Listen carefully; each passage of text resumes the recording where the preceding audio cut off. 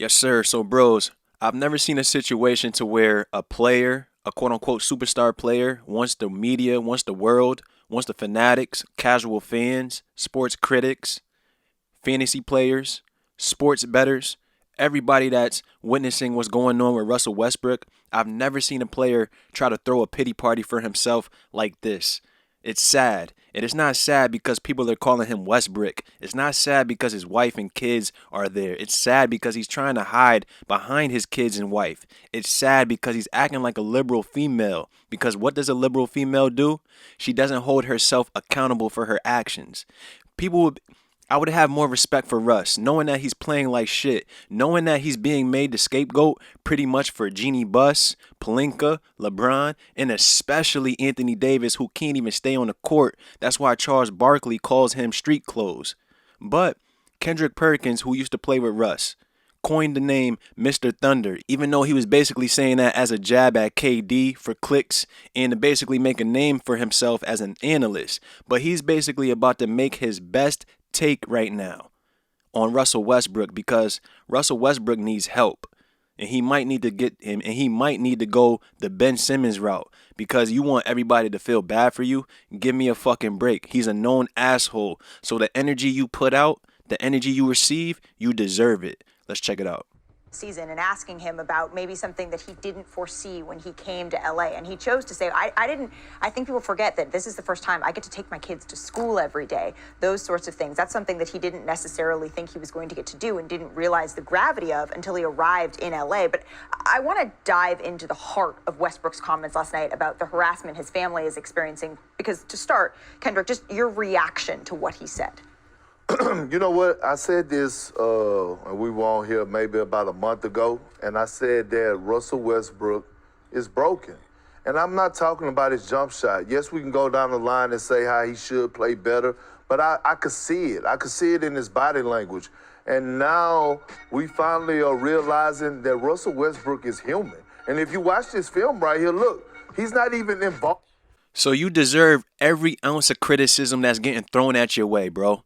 Yeah, you could be broken. Yeah, you could be in your own way, bruh. But if you're not trying to silence the critics by playing hard, that's what people loved about Russell Westbrook. He played with so much energy. He didn't care about the outside noise. You could call him Westbrook all you want because he was getting triple doubles. He was stat padding. It wasn't like he was winning because he was playing with average players in OKC so he could run the show. Everything was gravy then. You were making the all-star team. Everything is good. But now because things are going down, now you want pity. But bro, look at what you're doing right here.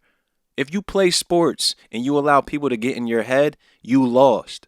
Like mentally, he's not even there. He didn't even move that entire possession at all. And so now, you know, when you feel sorry for him at one aspect because nobody should feel sorry for this dude. I don't give a damn. This has been going on since the inception of sports. Talk to Bill Russell. Talk to anybody that's related to Jackie Robinson, what they went through. Can you imagine what they was going through? Bill Russell brought 11 championships to Boston, and they were still sending him death threats. Russell Westbrook, they did not receive any death threats, only wishes. Like, I wish Russell Westbrook would fall off a cliff. Not, I'm about to come to your house and kill you. Nobody said that. Never want to see, like, you know, his family get attacked. But then on the other side of it, you also have to play a role of actually keeping your family in check.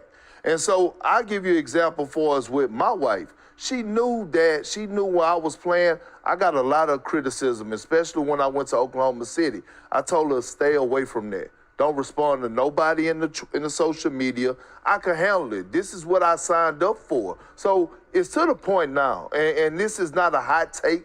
This is just being real. It's to the point where I'm almost to the point where I think it's almost best for Russ just not to play the rest of this season because he's not there. When you hear a guy that you grew up watching in Magic Johnson criticize you the way that Magic did the other night and saying how that if this don't happen, it would be the worst trade and Russell Westbrook hasn't done this, that hurts a little differently. So right now, in all honesty, bro, I 100% agree with you that Russ should take some time for mental health and anger management, sensitivity training, whatever works for you, bro. The season is lost. Y'all not making anything happen. And it's crazy that two of the worst trades that I've witnessed while casually watching basketball is Melo and Russell Westbrook.